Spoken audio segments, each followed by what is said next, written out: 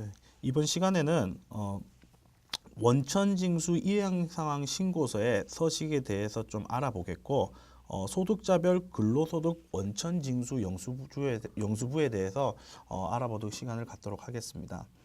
먼저 원천징수 이행상황 신고서를 보시면, 원천징수 이행상황 신고서는 보시면 아시다시피 세무신고에서 원천징수 이행상황 신고서를 조회할 수도 있고, 근로소득 관리에서도 원천징수 이행상황 신고서를 조회할 수 있습니다. 그리고 사업 쪽에서 보셔도 여기 세무신고에서도 원천징수 이행상황 신고서를 제출할 수 있는데, 이 항목이 다 연결되어 있고 같은 항목이기 때문에 편하신 곳에 클릭을 하셔갖고 원천징수 이행상황 신고서를 확인을 하시면 될 것 같습니다. 자, 우리는 원천징수 의무자인 회사가 원천징수 대상소득을 지급할 때 우리가 지금 납부세액의 유무와 관계없이 이 서식을 작성해서 제출을 하는 게 원천징수 이행상황 신고서에 대한 제출 서류입니다. 그래서 이 부분에 있어서는 우리가 사업소득이든 뭐 기타 소득이든 그 달 지급하는 시기에 원천징수를 했으면은 다음 달 10일에 원천징수 이행상황 신고서로서 징수 여부의 의무와 납부 의무를 하는 겁니다. 자, 그래서 원천징수 이행상황 신고서를 한번 보도록 하겠습니다. 자, 원천징수 이행상황 신고서에서는 F7 신고 현황이라고 있는데요. 보시면은 어떻게 신고를 하고 있는지, 마감은 되어 있는지 부분을 이제 체킹을 하도록 되어 있습니다. 예를 들어서 1월 1일, 2일, 3일에 대해서 이렇게 1월달, 2월달 이 부분에서 징수 상황을 보고 있으니까 이 상황에 대해서 중복된 부분이 있거나 이렇게 최소한 저장이 돼 있으면 이 부분이 나타나거든요. 중복된 부분이 있거나 아니면 중복돼서 삭제해야 될 부분이 있으면은 이 부분을 정리를 하시면 됩니다. 그리고 일괄 인쇄를 통해서 확인을 할 수 있으니까 우리가 먼저 지급명세서 제출 이전에 원천징수 이행신고 상황서가 정상적으로 제출되어서 마감됐는지를 면밀히 검토하고 나서 나머지 지급명세서 제출을 진행을 하셔야 됩니다. 기본적으로 정상적으로 처리가 되어 있다면은 우리는 마감 절차를 거쳐서 마감이 다 돼 있을 거예요. 그러니까 실질적으로 원천징수 이행상황 신고서를 작성을 하시고 여기에 있는 마감이라는 부분을 마감을 하셔서 변동이 없게끔 만들어 주셔야 되고, 그 마감된 부분에 있어서 마감을 다 하셨을 때 혹시 빠뜨린 마감이 있는지나 아니면은 잘못되어 있는 게 있는지를 확인을 할 수 있기 때문에 그 부분을 확인을 하셔갖고 신고 현황 부분과 실제 신고 상황 신고해야 되는 내용과 차이가 나는 부분이 있는지를 확인해 볼 필요성이 있습니다. 자, 그리고 원천징수 이행상황 신고서는 기속 연월과 지급 기간에 대해서 입력하게 돼 있습니다. 일반적으로는 매월 매 지급 기간에 따라서 각각 신고를 하는 게 맞지만은 일정 부분에 있어서 이 반기 신고자에 해당되면은 그 부분에 있어서 1월부터 6월분을 7월 10일까지, 그 다음 7월부터 12월분에 대해서는 다음 연도 10일까지 신고를 하게끔 되어 있습니다. 그럼 추가적으로 얘기를 드리자면 반기별 신고자라고 하더라도 우리가 얘기하는 법인세법의 소득처분 규정에 의해서 처분된 소득처분, 우리 여기에 해당되는 부분이겠죠. 소득처분으로 된 상여배당 및 기타 소득의 원천징수 세액은 실질 그 지급일이 속하는 달의 다음 달 10일까지 신고를 하셔야 됩니다. 반기별 납부자라고 하더라도 소득표준에 따라서 처분된 상여배당 및 기타 소득의 원천징수 세액은 그 지급일에 속하는 달의 다음 달 10일까지는 제출을 하셔야 되는 거 유념을 하셔야 될 것 같습니다. 자, 반기소득자 같은 경우는 반기소득자의 신청을 하게 돼 있는데요. 예를 들어서 2018년 1월부터 6월에 대해서 반기 신고를 하고 싶다면은 2017년 12월에 신청을 하고 승인을 받았을 경우에는 1월부터 6월에 대해서 반기 신고서를 그 뒤로 쭉 진행을 할 수 있습니다. 그리고 7월부터 12월분에 대해서는 6월 달에 반기 신청을 하시면은 별도로 이제 7월부터 12월에 반기 신청을 할 수 있거든요.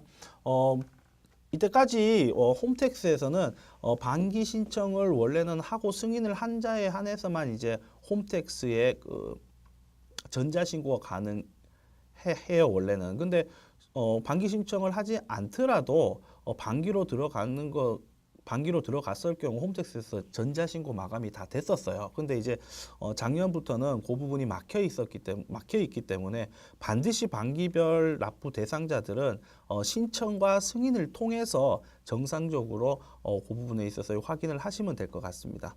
네, 그런 부분이 있으니까 그 부분을 체킹을 하시면 될 것 같고요. 내가 만약에 우리 거래처가 반기별 납부 잔지 아닌지를 모르실 경우에는 홈택스의 세무 대리인으로 로그인을 하시면 기본 정보 관리에서 그 부분을 반기별 대상자인지 월별 대상자인지를 확인할 수 있으니까 그 부분을 확인하시면 될 것 같습니다. 자, 우리가 기속 기간에 대해서 예를 들어서 뭐 일정의 기속 기간을 한번 보도록 하겠습니다. 만약에 2월 달을 2월에 지급했으면 2월의 기속의 지급이 2월이 돼야 되는 거죠. 이런 식으로 해서 해당하는 기속 월과 지급 기간을 입력을 해서 원청징수 이행 상황 신고서를 마감을 짓도록 합니다. 자, 요 부분은 신고 부분이라는 곳이 있는데요. 신고 부분은 우리가 정기 신고와 우리 뭐 부가세 신고하고 마찬가지죠. 정기 신고와 수정 신고, 기한 후 신고에 따라서 이 부분을 체킹하는 게 돼 있고요. 수정 신고에 해당되는 경우라면 수정 신고의 차수를 적고 확인을 해서 하게 됩니다. 그럼 이제 수정 신고 부분에 체킹이 되겠죠. 지금은 수정 신고 부분을 작성하지 않았기 때문에 그 부분이 나오진 않는데요. 이 부분을 이제 유념을 하시면 될 것 같습니다. 우리가 얼마 전에 오늘 배운 것과 마찬가지로 우리가 연말정산, 계속근로자의 연말정산은 2월 달에 지급한 걸로 봐서 신고를 한다고 되어 있습니다. 그렇기 때문에 우리 2017년도 연말정산 부분에 있어서의 계속 근로자에 대한 연말정산 부분 내역은 2월 달인 지급 시기 2월 달인 이때 연말정산 부분이 반영이 되고 3월 10일에 납부 내지 환급 절차를 밟을 수 있는 것입니다. 그래서 이 부분을 확인을 하시면 될 것 같고요. 마찬가지로 만약에 2017년도에 사업소득 연말정산 대상자가 존재를 했다면 여기에 2월 달에 사업소득 연말정산 부분에 대한 내역들이 표출이 될 겁니다. 아마 우리 프로그램에서 2019년도 걸 한번 조회해 볼게요.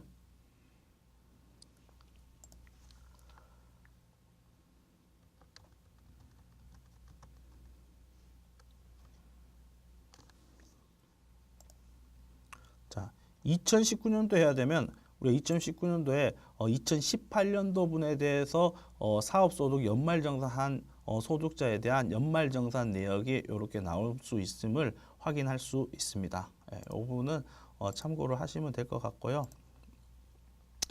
자, 다시 2018년도 부분으로 넘어가도록 하겠습니다.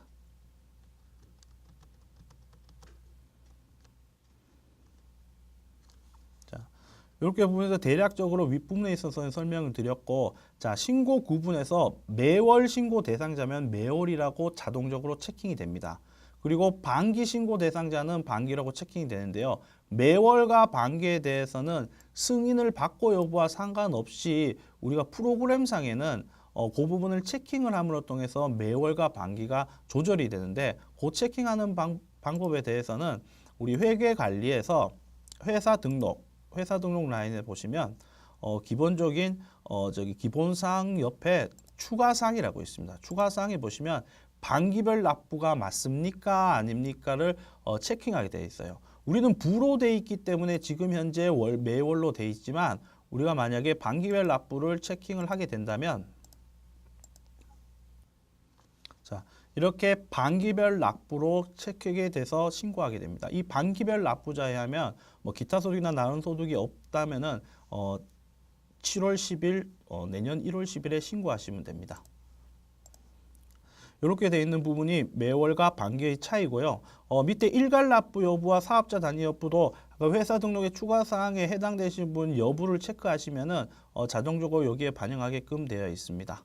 그리고 수정이라는 부분은 아까 얘기했지만 수정 신고를 했었을 때 수정이 체크돼 있고 매월 지급일이 2월일 때 연말정산분이 체킹이 됩니다. 기본적으로 딴 때는 연말정산이 별도로 돼 있진 않겠죠. 자, 연말정산이 체킹이 안 돼 있는 것을 확인하실 수 있습니다.